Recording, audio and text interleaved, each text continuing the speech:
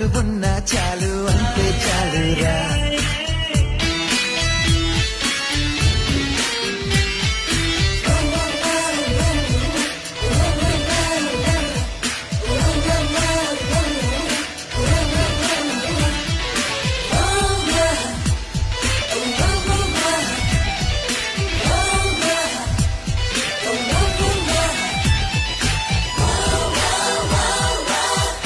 పండుని పొందాలి అంతా ఆనందం అందిన వెంటనే పంచాలి